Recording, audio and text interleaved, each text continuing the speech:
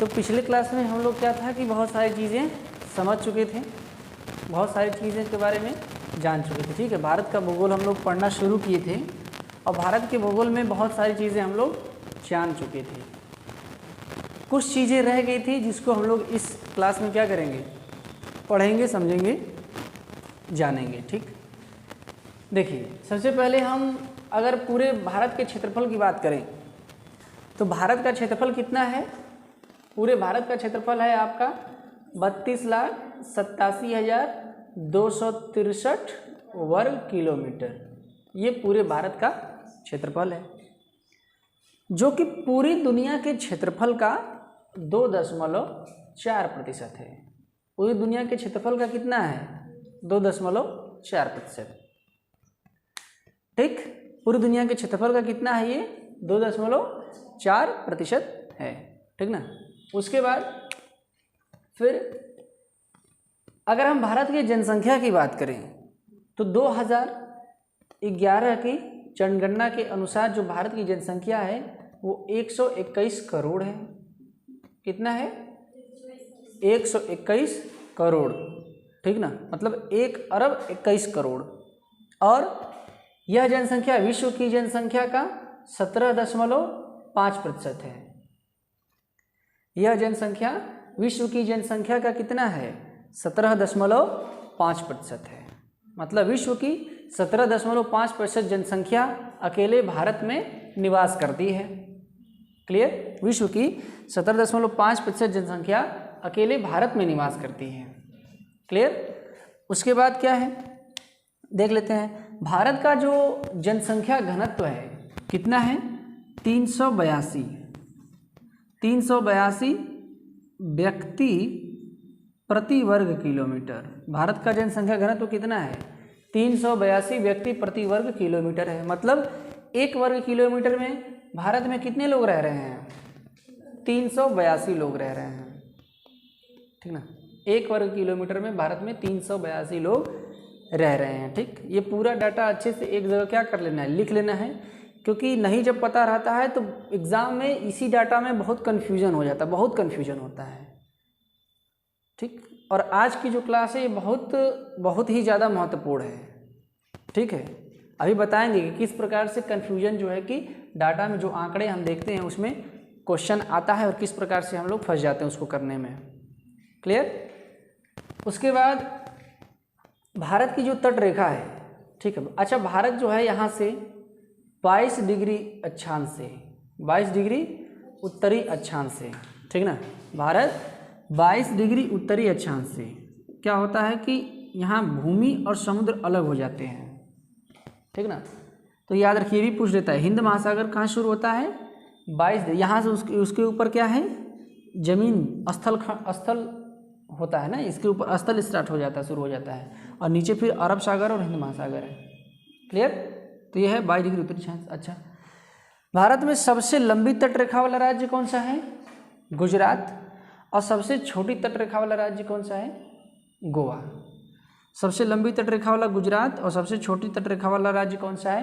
गोवा। भारत के 9 राज्य समुद्रों से सटे हुए हैं। भारत के 9 राज्य किससे सटे हैं? समुद्रों से।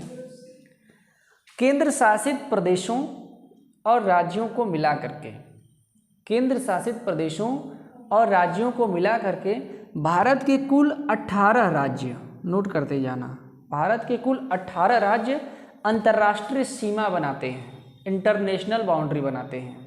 ठीक ना, केंद्र शासित प्रदेशों और राज्यों को मिला करके भारत के कुल 18 राज्य क्या करते हैं? केंद्र शासित प्रदेश, इंटरनेशनल बाउंड्री बनाते हैं। क्लियर हो गया? ठीक। अच्छा, भारत की स्थलीय सीमा कितनी है?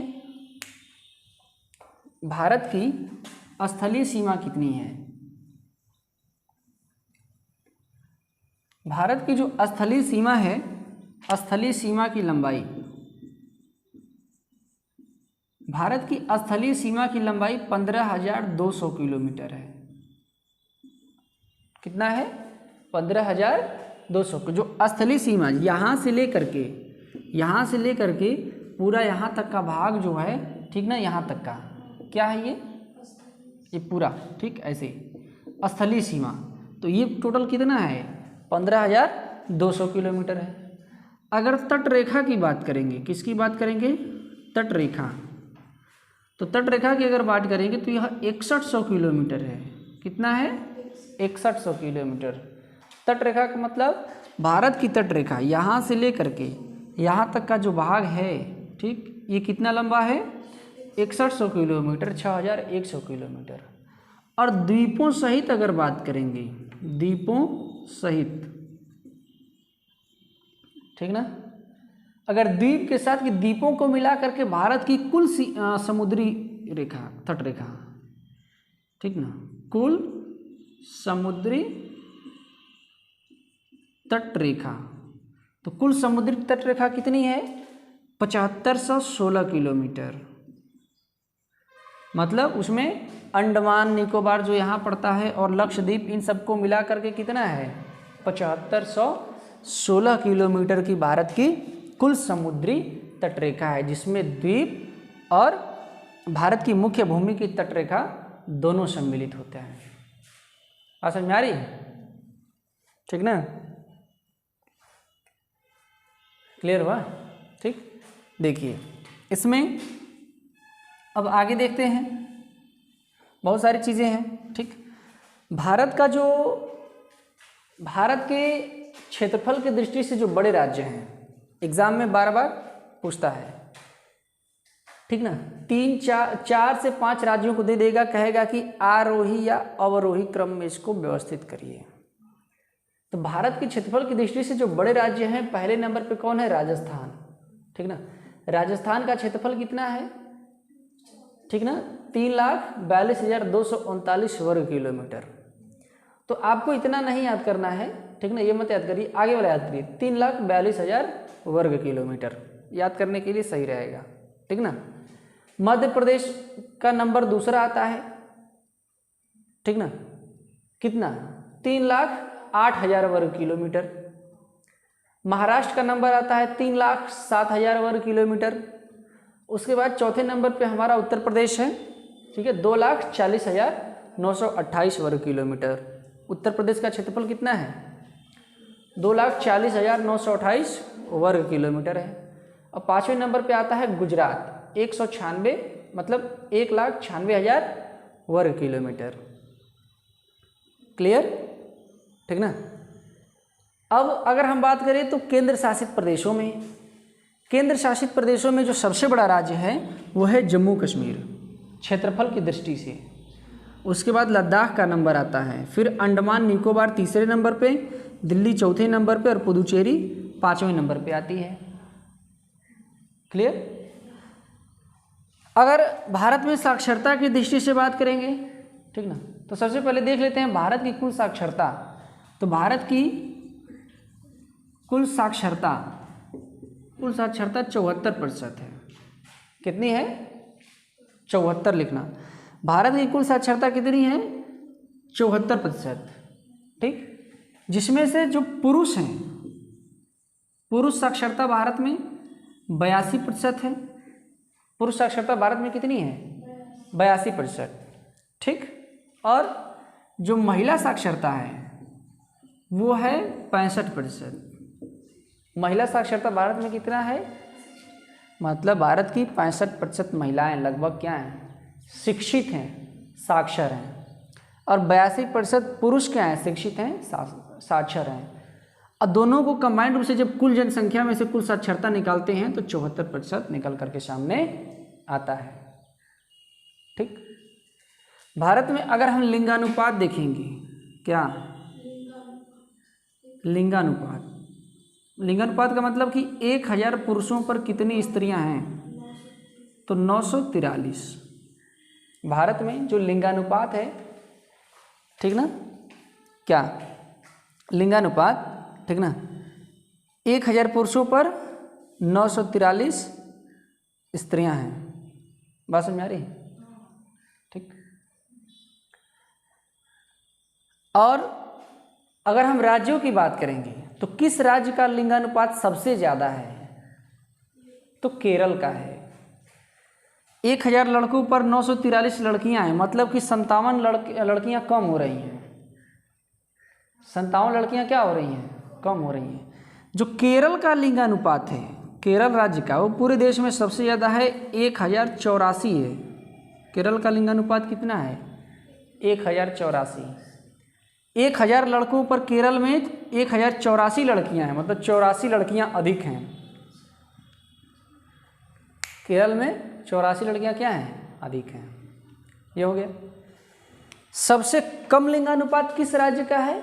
हरियाणा का। सबसे कम, सबसे कम किसका है? हरियाणा, ठीक ना। हरियाणा राज्य का जो लिंगानुपात है वो क्या है? सबसे कम है।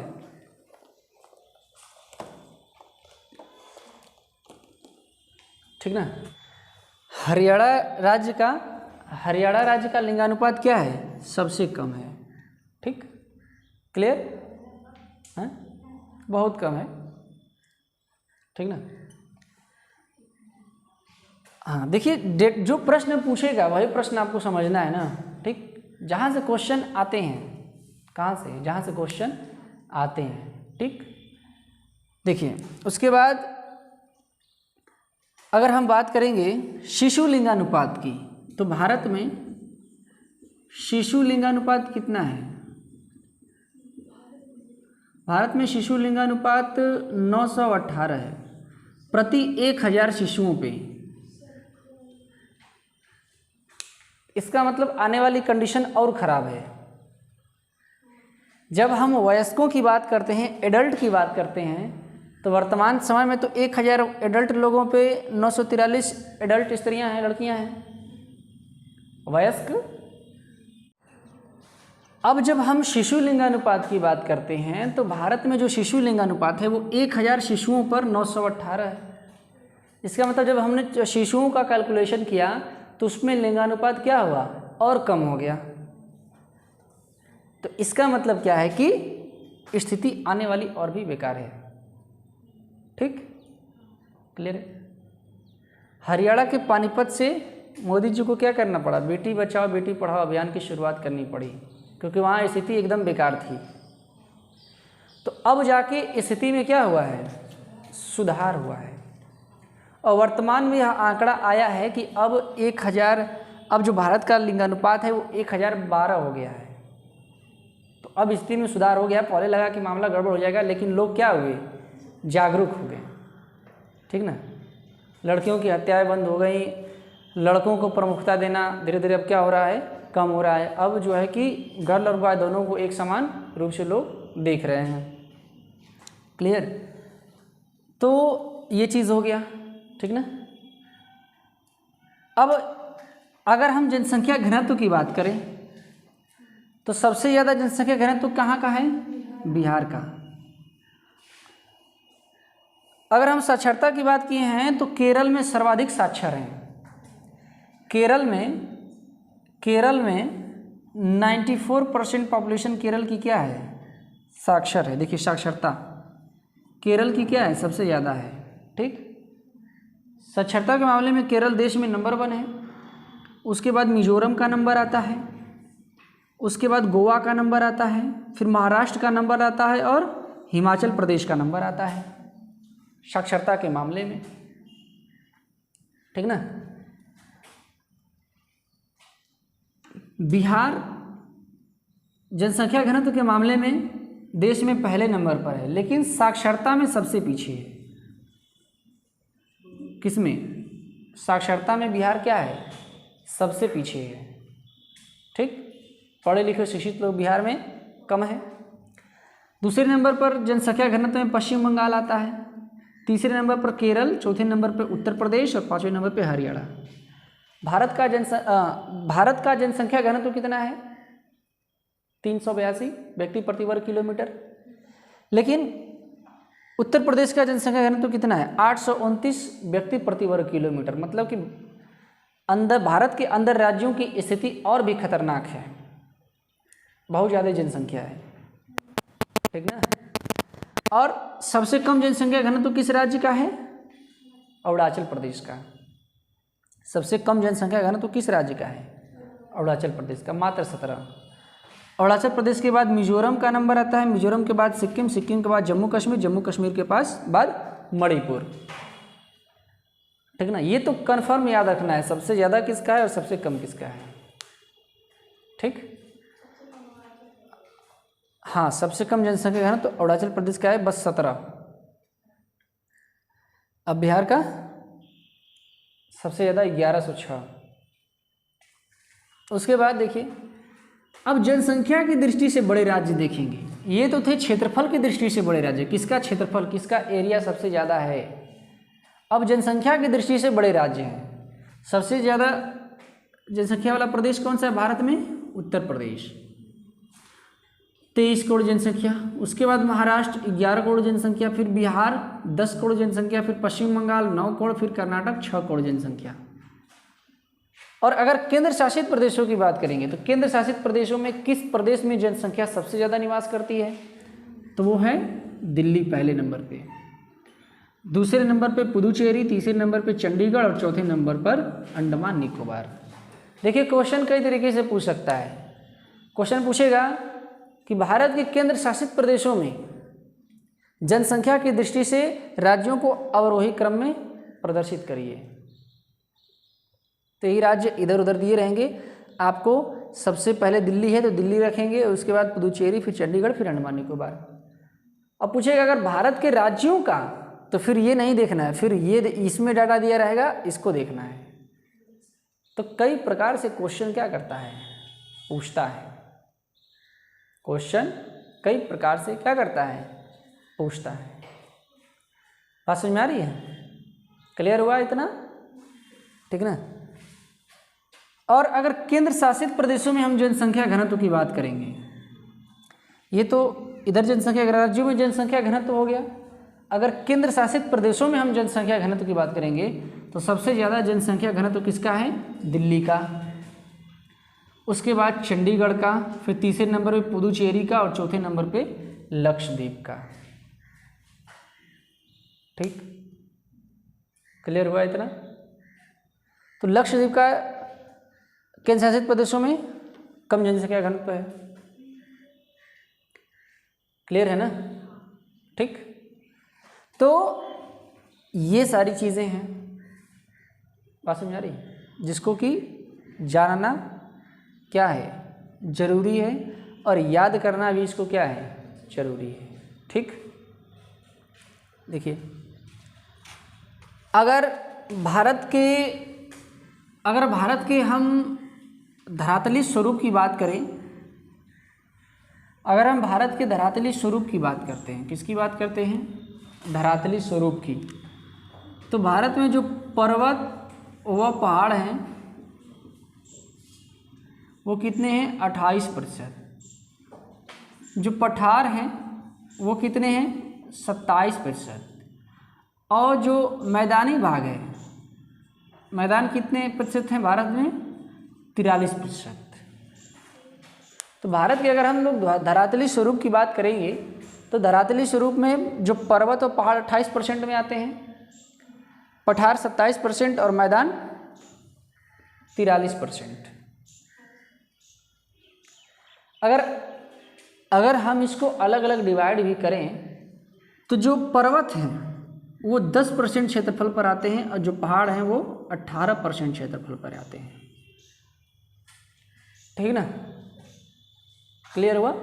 और दोनों मिला करके पर्वत और पहाड़ 28%, पठार 27% और मैदान 43% क्षेत्रफल पे क्या करते हैं? आते हैं। ठीक ना। अच्छा, इसमें एक क्वेश्चन जो पूछ सकता है वो ये है कि मिनिकॉय और मालदीव के बीच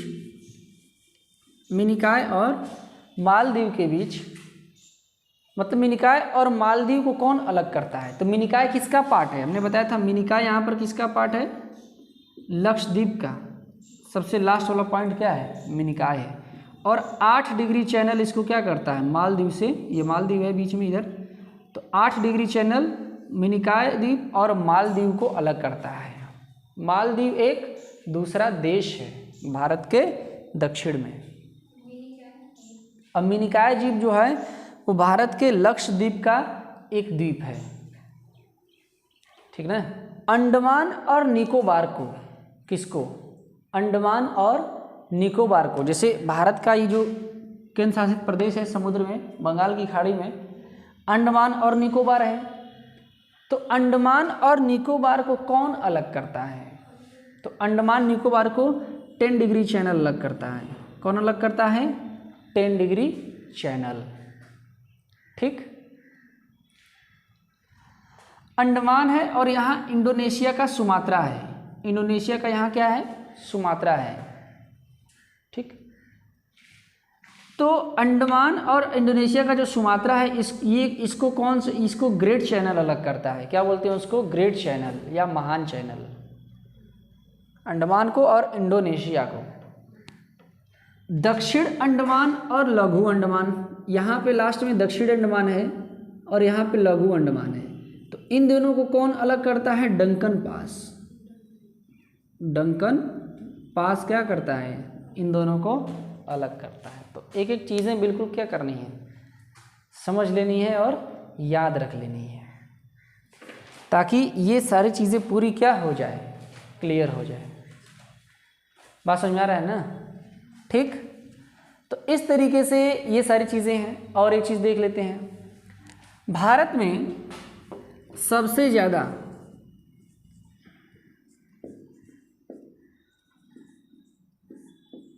अच्छा, भारत में अनुसूचित जाति की संख्या कितनी है? अनुसूचित जातियां हैं वो 16% हैं। कितनी है? 16%। और अनुसूचित जो जनजाति है वो 8% के आसपास है। कितना है? 8% के आसपास है। क्लियर हुआ? इसमें मध्य प्रदेश में, किसमें? MP, मध्य प्रदेश में सर्वाधिक अनुसूचित जनजाति निवास करती है। मध्य प्रदेश देश का ऐसा राज्य है जिसमें अनुसूचित जनजातियां सबसे ज़्यादा हैं, ठीक। और पंजाब, कौन? PB, पंजाब ऐसा राज्य है जहां पर अनुसूचित जातियां सबसे ज़्यादा निवास करती हैं। तो अनुसूचित जातियों में पंजाब क्या है? सबसे आगे है, ठीक। एक क्वेश्चन और पूछता है, भारत में कितने बड़े बंदरगाह हैं? तो सामान्य रूप से याद रख लीजिए, भारत में 13 बड़े बंदरगाह हैं। एक क्वेश्चन और आएगा, कितनी शोधन शालाएं हैं? तो भारत में 599 रिफाइनरी हैं। कितनी रिफाइनरी हैं भारत में?